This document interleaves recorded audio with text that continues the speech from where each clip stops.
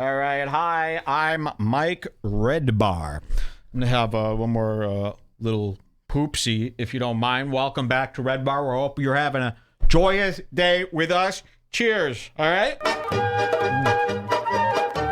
Woo! Sorry, there's a lot going on in Redbar world. It's got my mind going all over the place. On the last show, we had a Scars Club episode. Do you know what the Scars Club is? It's our thing, man. I mean, we keep the show ad-free. We don't do really anything for money. We sell merch every 2-3 months. But we have this thing called the Scars Club, where for 35 cents a day, you could support the show, get access to our archives that date back to 2006 now, I believe. Thousands and thousands and thousands of shows. And then every week we do a free episode and a Scars Club episode. Okay? Thank you to everybody who's joined the Scars Club. I only bring this up because last week's episode happened to be a Scars Club episode. And we went over something that everybody must know about, and that is the Tony Hinchcliffe Roadkill documentary that Tony Hinchcliffe himself commissioned to show the behind-the-scenes workings of the Kill Tony experience. And boy, this was like a mockumentary. We thought it was a joke at first. It made Tony look so awful. We did a full watch of the documentary, and we did this on the last show. So please stop right here, I beg of you, and go watch the last show. If you're poor, hit me up. I just need you to see this. I will give you access to this clip if you're poor. Up to 2 people. I just thought about the madness of the emails. There we go.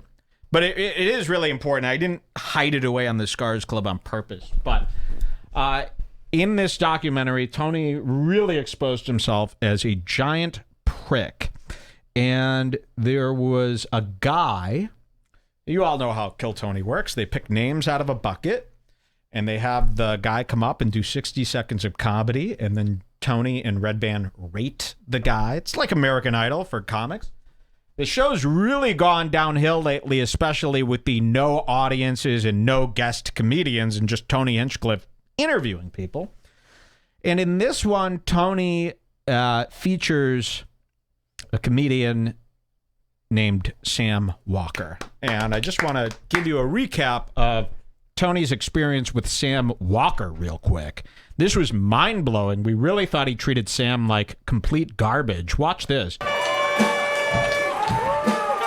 on down. Hey, put a gun against his So here's Sam Walker. Pull that trigger, now he's dead. Come on, guys. Sam Walker, everybody.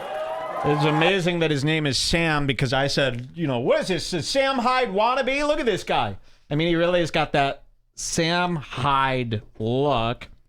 He's a bigger guy. He's got kind of a character shtick going on where, and I don't want to hurt his feelings, but he kind of has this like white trash character that he's doing. He's got a fanny pack, tucked in shirt, mustache, kind of a Napoleon Dynamite universe type of guy. Let's see how Tony treats him.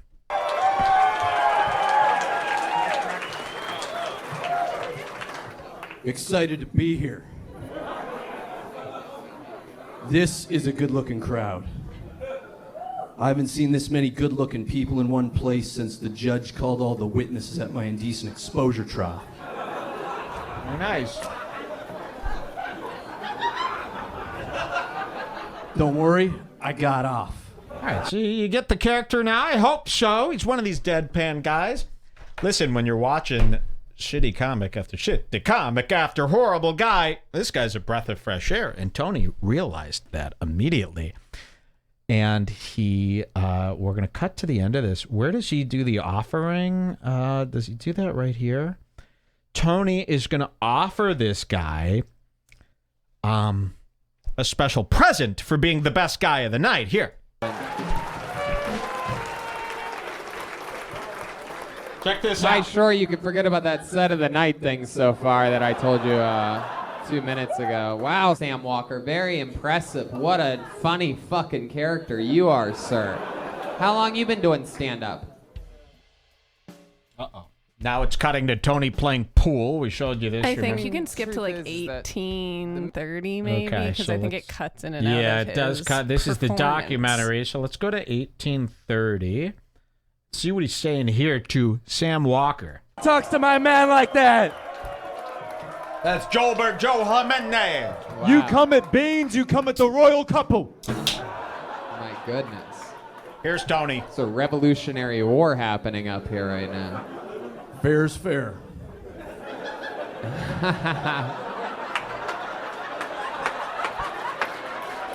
Hold on. Very good.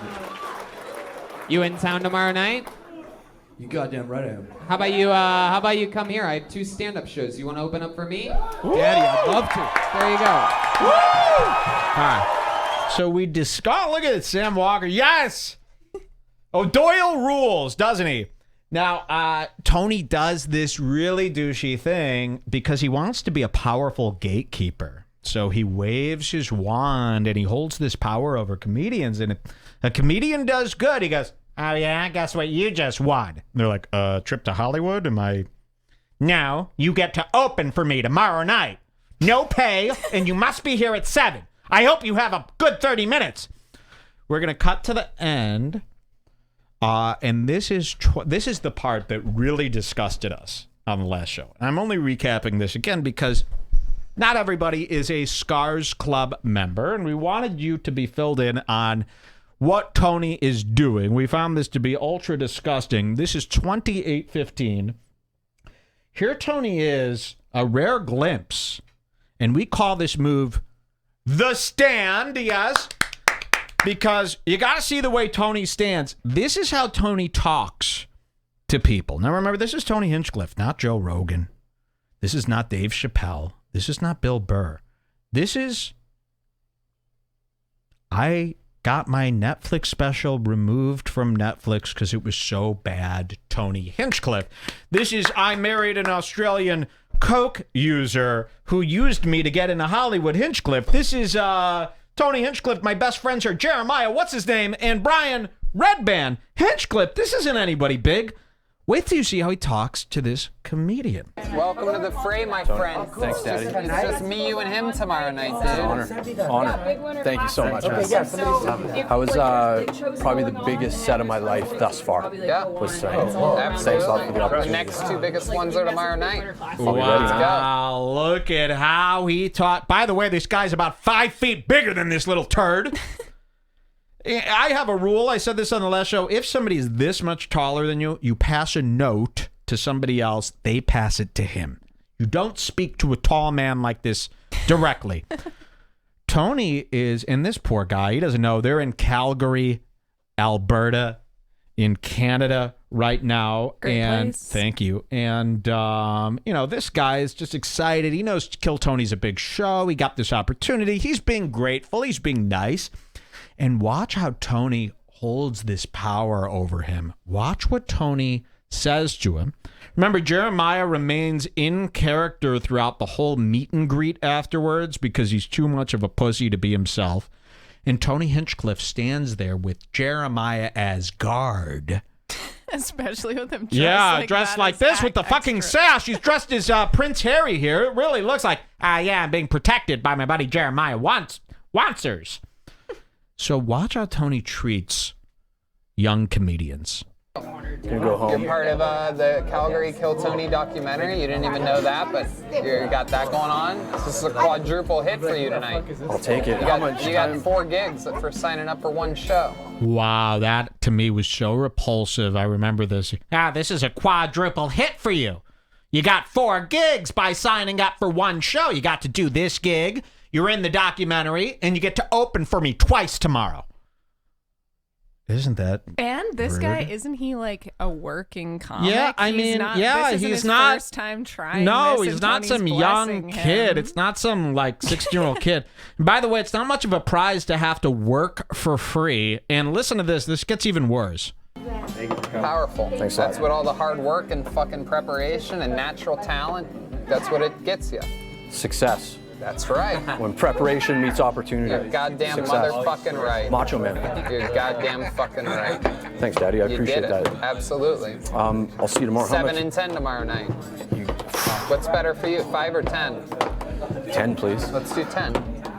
That'd be amazing. Look at Tony. Thank you so much. That was awesome. Yeah, nice to meet you, man. You got to get the party started. It might be weird in the opening spot, but you can get them. Don't right? worry, man. I'm ready Okay, to great. ready to throw down. Great. You'll be bringing up Jeremiah Watkins. You can research his Jeremiah? credits in the meanwhile. I'll see you guys tomorrow. You'll be bringing up Jeremiah Watkins. You could research his credits in the meantime. And listen to what he says next. Leader of the band for the podcast, Kill you so Tony. much. Yeah, Roast nice Battle. He's got his own hit podcast called Jeremiah Wonders. You got to bring him up, dude.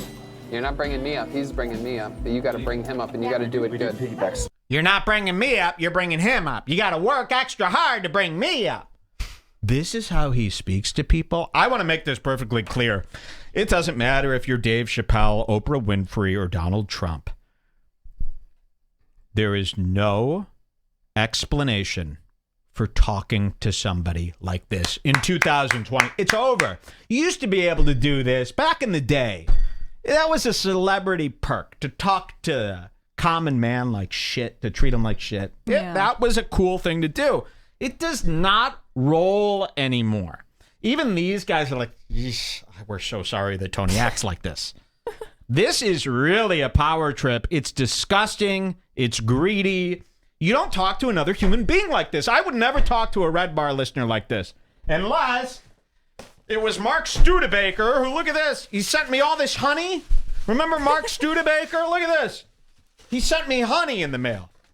Dear Mike, hope the clay finds you well. Saw you guys enjoyed honey and closed his local honey. I'm never fucking eating this, Mark. I hope you spent $58 on this. We're not eating honey from a listener. We don't eat food from people. Stop sending it. There's bottles and bottles of this expensive raw honey here from Mark Studebaker. You could use it for leg waxing. I can't eat raw honey. It's got stingers in it, for God's sake. All right. Jeez. Didn't mess with my lights, did I? Anyway, Tony treats this motherfucker like shit. And we showed you this whole thing. We went over it on the last show. Hold on. That wasn't the surprise. On the last show, we went all over all this. And at the end of the show, I got a message.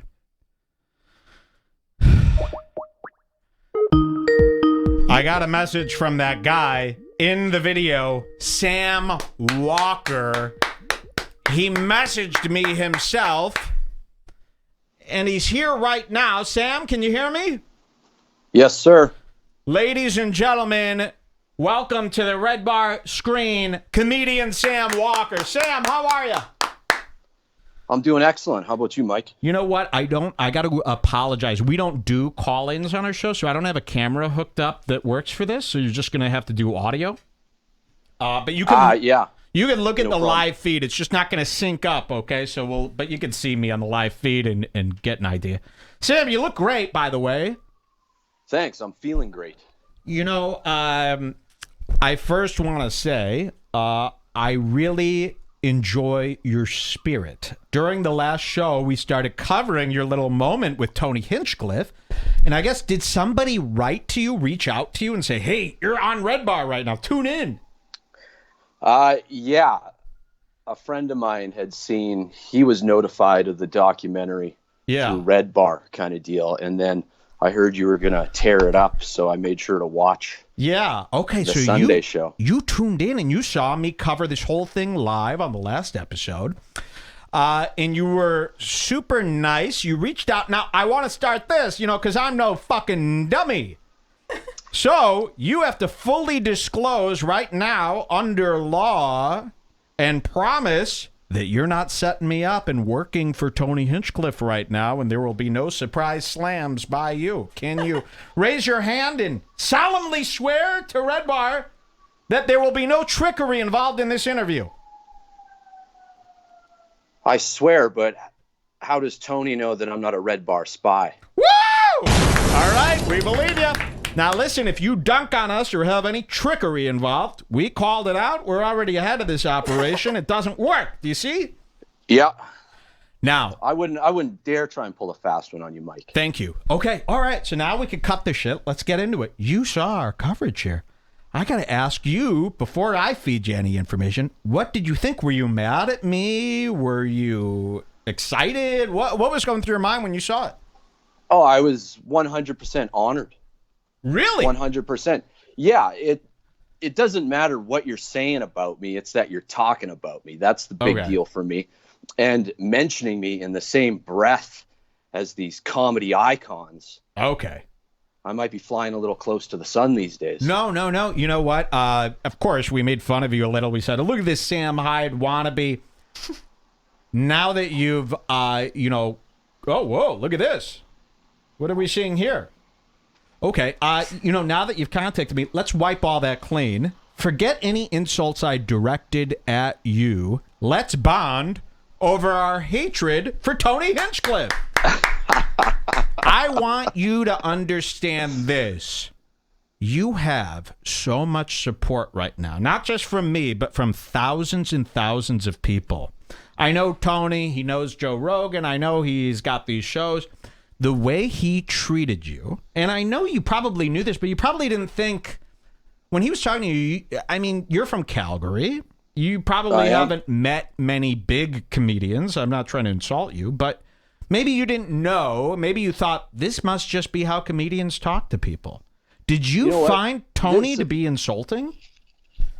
No, I didn't. This isn't my first rodeo, and I've been around for 5 years now, and I've seen a lot of people come through Calgary and Toronto, Vancouver, and I've toured in Europe. Oh, okay. So you've done this before. You could tell when you went up, you were better than everybody else. That's why Tony gave you the spot. But when Tony did his little The Stand, we call it The Stand, when that little shrimp was standing in front of you going, yep, you're going to open for Jeremiah. Yep, you better study up. And all those guys were like, don't worry. Didn't you realize that, listen, nobody talks to you like that. You're a big guy. Who's ever talked to you like that? I didn't feel anything was out of the ordinary. I've never met the guy before, for one. And I don't really pay attention to what everybody else on the scene's doing. I see a lot of comedy, but I see it live. I don't watch Netflix specials. I'm not paying attention to what the boys are doing down in Hollywood. I know I want to get there, and I want to get my spot. And this was the quickest way to get to the spot. Of course. If he was trying to psych me out a little bit on on a cold open, I've started him from dry in Fort McMurray, man. This ain't no big deal. So I was... Well, of course, I'm not saying that it hurt your feelings, but you got to understand, and I'm telling you this, and we have thousands of people who are saying the same thing. The way he spoke to you was out of line. There is no reason a comedian should ever speak to anyone in that manner. He treated you like shit just to look cool. And he used you and abused you on that documentary. It was captured on camera, right? And yeah. I came off looking good, so whatever. It's oh yeah, no. We're not saying that anything happened to you. You came off looking great, and that's why you're here today. But we brought you on here. Make no mistake. We're hoping to get some Tony Hinchcliffe secrets. Please, we will some pay. Tony Hinchcliffe secrets. Well, secrets, dirt. We must get dirt, or you're next. And don't get it twisted. We will destroy you if you don't know. But please give us the secrets. This is why you're here. Don't say he was fine and it's nice. We need dirt. Otherwise, well, I don't know what you're expecting and how much time I got to spend with him and what I saw. Do you want to hear stories about like after the opening weekend, hanging out with him at the bar afterwards? He makes you now. He's not paying you for these spots, right? He's making you do it for free. After the shows, he asked me if the club paid me, and I said no. He asked you. So he knows that the club doesn't pay you. He knew that. Did the club pay you? Wow, that's a secret. But out of the goodness of his heart, he emptied his pockets in front of me and gave me all the Canadian money. No. That he had on How hand. much? $25. Whoa! He gave you, because he's got to go back to America. He's not going to go back to trade in the He can't take our Canadian Tire money with him. So believe me, folks, if you heard that, that was not payment. That was, hey, can you get rid of this junk for me? I have no pocket room. I mean, his pockets are minuscule. They're like Polly Pocket pockets. He can't hold all those toonies and loonies and coonies. So he gave you his old coins. Wow, that's despicable. Paper. It was paper cash. Okay, well, either way. Yeah. Either way. So he gave you $25. How did the shows go? Did you do both shows or just that 10 p.m.? Yeah, I did. I did both shows. Okay. The early show, cold open, right? Packed house. A lot of people were there to see him. Yeah. And they wanted him. And oof, why would they want him? Imagine wanting him. Isn't that nuts? Who would want to see such a man like that? He's so frail and creepy. When you I want to ask you this, because I have only known people who despise Tony Hinchcliffe. The way he talks, the way he walks, the way he looks, the way he breathes, the way he sounds. Everything about him is an F- in my opinion. Like, literally. When you see him, do you not see that disgusting piece of shit? Do you see somebody good? What does a normal person, a non-Redbar person, see when they see that guy go on stage and go, yeah, I'm one of the top rising comics in the world? A normal person such as myself. Yes, and I'm considering you. I feel a kindred spirit between my fan base and Redbar, most definitely. Yes, of course, I know that. Of course you do. It's a more down to earth type of environment. It's not so creepy. Yeah. It is. I really enjoy it. Oh, really? So you watched that show, and when we were covering you, you kind of said, hey, I kind of like this. I was laughing my ass off. Woo! You know what? You've just been added to, well, this is a little unfair, the Redbar obeyment list. You're technically a comedian. And we're adding you, but I'm going to put you in blue. These guys are losers, but you're joining the ranks of Joe DeRosa, Annie Lederman, Louis J. Gomez, Chrissy Marr, and Ari Shafir. Wow. As somebody who has said they liked me, Sam Walker. And this, you're sure isn't a joke. Yeah, as long as I'm not getting the Iron Patriot treatment here, I don't mind. No, you're a much better person than him. He's obviously a complete freak. There you are, and I put you in blue there because I want to differentiate you. These people are losers. You seem to be completely fine and nice. You've done nothing wrong. And, we hate comedians here. We hate every last one of them. But if you've done nothing wrong, we're going to spare you. We're going to treat you like gold. And you seem like... Everybody noticed this. You seem like such a sweet guy, To a certain extent, because I'm also very camera aware. When the cameras are rolling, I know that my movements and whatever I say is going to be recorded. Oh yeah, got any hobbies? That's what Tony Hinchcliffe would ask you. See, he fancies himself to be such a brilliant interviewer, and all he goes is, "What's your favorite color? Got any hobbies? What do you do for fun?" These are stock questions that you would ask a goldfish on a third grade date. I don't know why he's asking a guy like you what your hobbies are. I mean, obviously, there's more to you than tennis or whatever, the American flag, the mustache. Yeah, a lot more, and you don't get to know that until I tell you. Yeah, exactly. So I was really disappointed seeing I'm going to say this again, a twerp like him talking to a man's man like you. And the height difference in that shot is just, that is so pathetic. The fact that someone that short was talking to someone so tall. I always say this, you either grab a step stool or pass a note. You don't talk to somebody this tall. But he said, come back, see me tomorrow, and he made you open the show. This is the hardest spot, by the way, for people who don't know. It takes about 10 minutes to get a crowd comfortable with the exchange, the comedian on stage and the crowd laughing. So he's making you do the dirty work, the janitorial, custodianic work. The crowd did not like me. No, right off the top. Really? But I had him by the end, and then I brought Jeremiah up as per the agreement, and Jeremiah said, you guys definitely weren't ready for that. A guy like that's usually in the middle. What? What did he mean by Jeremiah said that? Like you need somebody Yeah, to because warm I'm you not, up for I'm you? not usually the host. I'm either. Of course you're not. I can host. Yeah, no, I know, but I would never, I ran a comedy club in the mid-90s.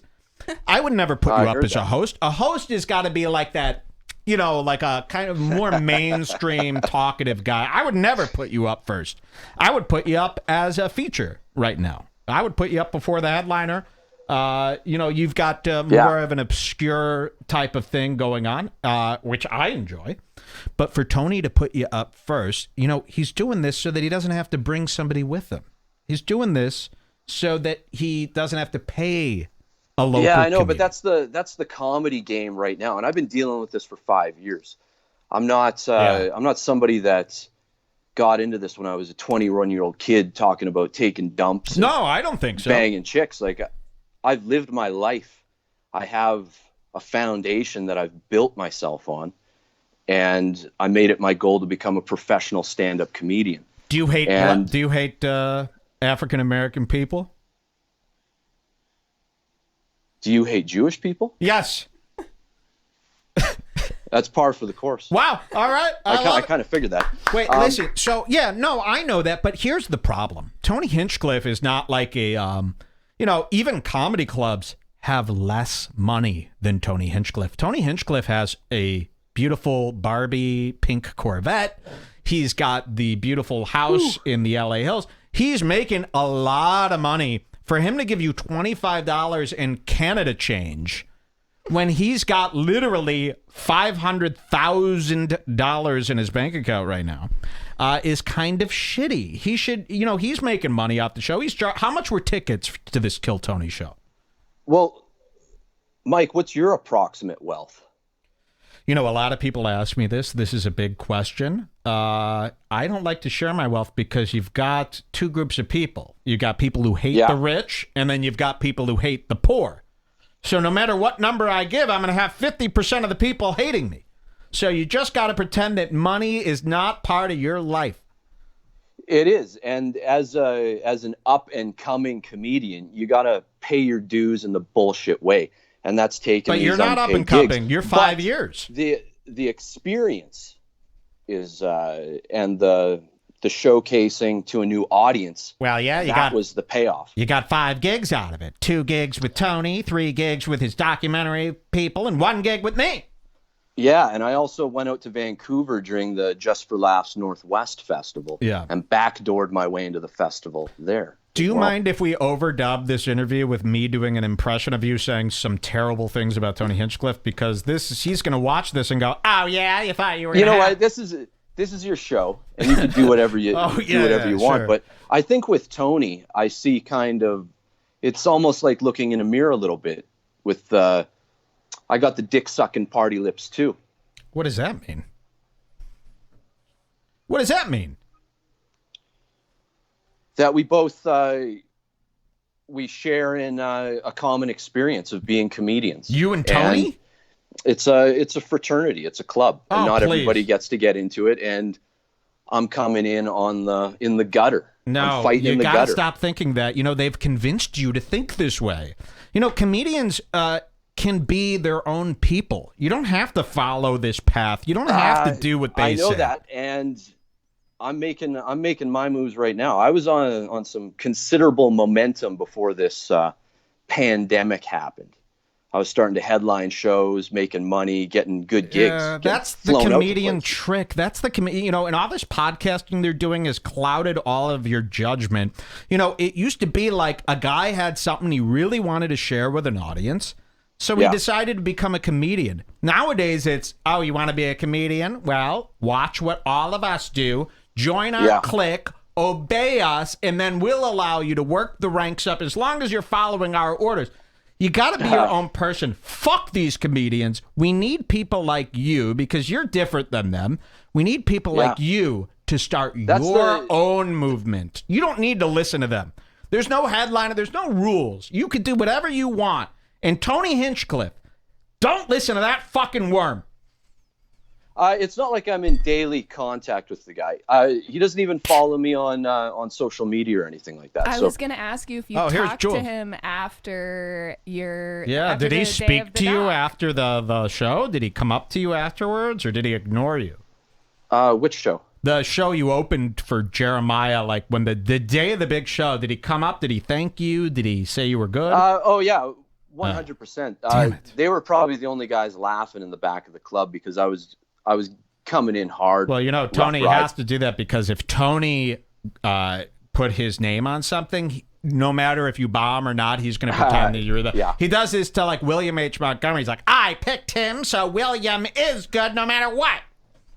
I definitely didn't bomb the second show. The second show was nothing but pure heat, and it went really well. Good. So they were happy with their choice. It wasn't like he had a huge mess to clean up. I would like to pay you $5,000 to murder Tony Hinchcliffe, to go to his house and cut For his $5,000, throat. yeah. Yes, $5,000. It'll change your life. It's a joke. But do you have Tony Hinchcliffe's phone number by any chance? No, I don't. Damn it. Nope. Fuck. Do you have So- any dirt on Tony Hinchcliffe for us today? I partied up in the hotel room with him and Oh, ended really? up passing out on the floor. Did he cheat on his wife? I think him and Jeremiah slept in the single bed. No, they did not. Is that true? They I don't shared know. a bed. I was drinking after the show. Please celebrating. tell me they slept in this. You heard it here first. Jeremiah and Tony, they're so cheap. They shared a single bed. Wow. Here we. Did he make Jeremiah sleep the other way? I don't know. I was too busy stealing the toiletries out of the washroom. Who would you say? Who would you say is the night? That's the first time I've ever laughed at anything anyone's ever said. By the way, that's a huge honor for you. I'm very honored. Thank you. Who do you like more, Brian Redband or Tony Hinchcliffe? Who do you like better, your mom or your dad?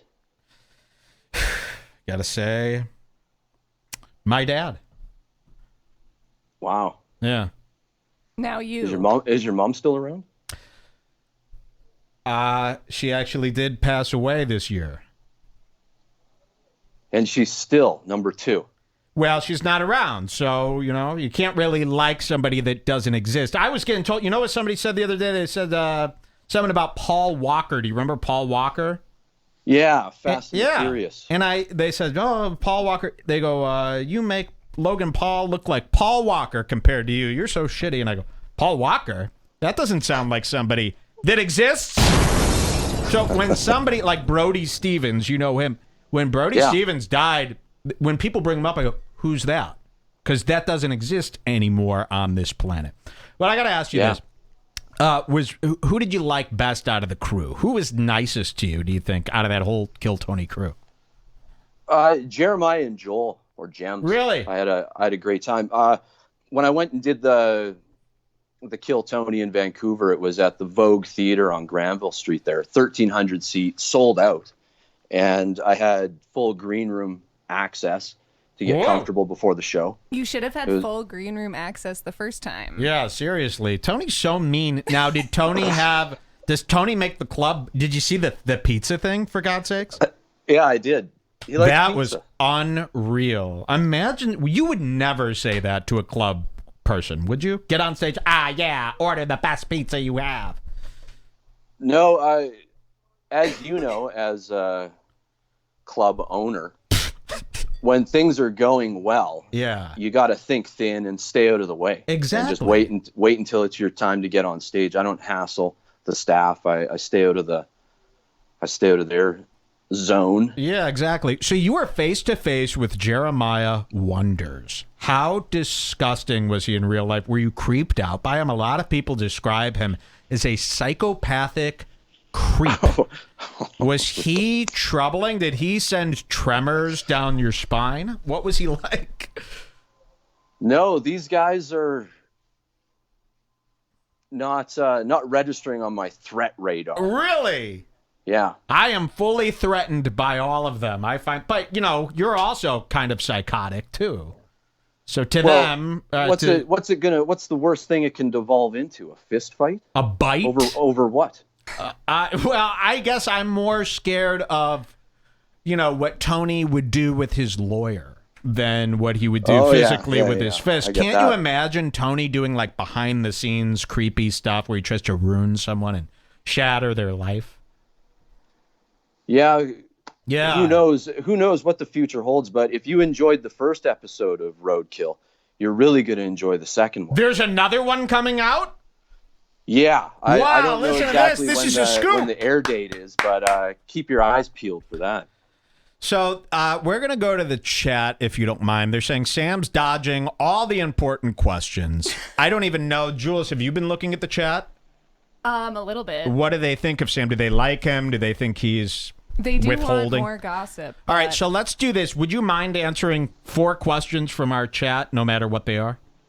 No, absolutely not. Oh, thank you. All right, let's go. And Jules, why don't you pick out the best ones? And there is like a 40-second delay, so let's just wait till they come through. And I want to thank you for coming and doing this. We are definitely going to edit this in a way to make it look like you threw Tony under the bus, and then we're going to send that to Tony. I'm sure you will. You I are was, being fully used as a prepared for that. political pawn in my game. No, I'm kidding. You're a sweet guy. Hey, I want to thank you for doing this. Brett Morand, the guy that you spit on in that classic Oh my video? God, Brett Morand. I went to high yeah, school I with do. him. Yeah, I remember you, Jules, from back in the day. What? You do? What the Yeah, fuck? I used to hang out in front of Central Memorial High School watching all the ladies walk by. Oh my God, look at that. I don't Yeah. remember you. We knew each other? They're from the same city is what they're talking about. They're from the same city in Alberta. Holy shit. This is crazy. All right, back to the questions in the chat. Questions. Sorry to distract. Sorry. They're asking, blah, blah, let me find a good one. Find a good one.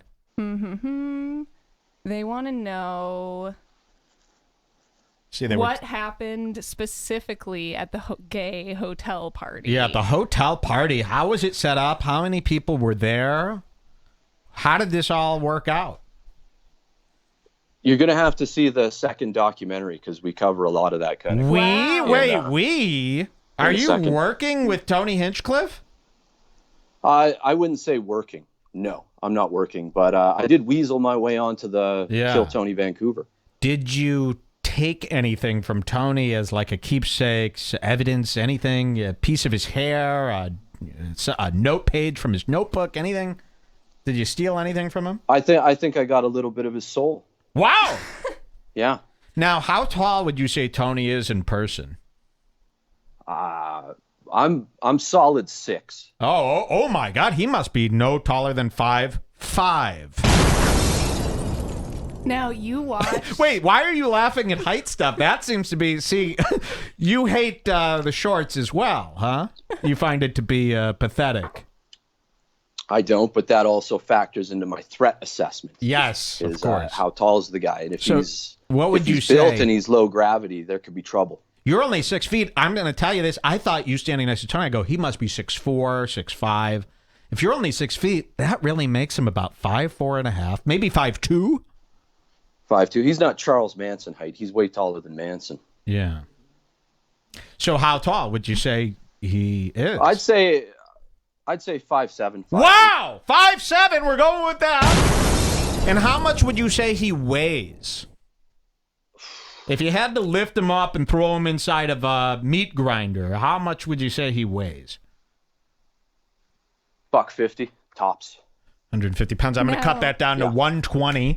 You watched our last episode where we were talking about the documentary, so you probably have a little bit of an idea of what drives us nuts about Tony. Yeah. So maybe Yeah, even if he didn't, everything. Yeah. Everything. even if he didn't do anything that specifically pissed you off, Well, is there anything thing that that- you think we would Yes. appreciate? That's a that he great said? question. Is there anything that Tony did I that you get- think we would hate? Yes. All I can say is on the second edition of Roadkill you're probably gonna have to make it a 2-parter. Whoa! I love that. All right, Sam. Obviously, you're not giving us anything. You're one of these guys. You want that career more than anything. We understand. If Tony, You guys are thinking that I spent way more time with him than I actually did. That's And fair. let me tell you, down the road, that could definitely change. But to answer honestly, on your show, and especially on the forum, I can't give them an answer at this time that would slake their bloodthirst. I'm going to go ahead and say Tony knew that, he's got to treat all these people very nice because if not, you'll talk. So he put on an act to try to confuse you. I would be very cautious. Okay. Here's one is after I'd done the show, I got messages from a lot of comedians across Canada asking me, "Hey, how did he treat you?" Really? Because apparently so and so, he was rude to him, didn't even talk to him, didn't even look him in the eye. There you go. Thank exactly you. what we wanted to So a hear. lot of, and by the way, if you got to ask, how did he treat you? Well, it means there's been some misconduct in the past or some accusation. Yeah, but I don't know who these guys were. They could have been jabronis that shit the bed. Do you when they remember got their opportunity. names? Doesn't matter. You treat everyone with respect. Tony is a complete asshole. I want you to be very careful around him. Anything he pays you, I will match and I will double, okay? Oh, wow. And if you ever run You into understand? any issues with him, we're your backup. Yes. We'll take care of We it. will always have your back. I'm sure you guys have my best We interests at heart. do. We do. Yeah. You must trust us. Everybody's got my best interests at heart these days. Yes. It's really nice. Sam Walker, everybody. Give him a round of Thank applause. you so Very much. nice guy. We wish you the best of luck, okay? Thanks for having me, Mike. I'm working on an album right now. No, and a we special. don't do that. I'm sorry, Sam. He's a very nice guy. That was a bit. I hung up on him as a bit. Sam, that was a bit. I should have let you talk. I look like the asshole there. Okay. His Sam Instagram Walker. is Sam Walker Live. And he's got something he's working on. His Very, album. It's very nice. Sam Walker, everybody. All right, we'll take a quick little break. We'll be right back with some more Redbar, all right?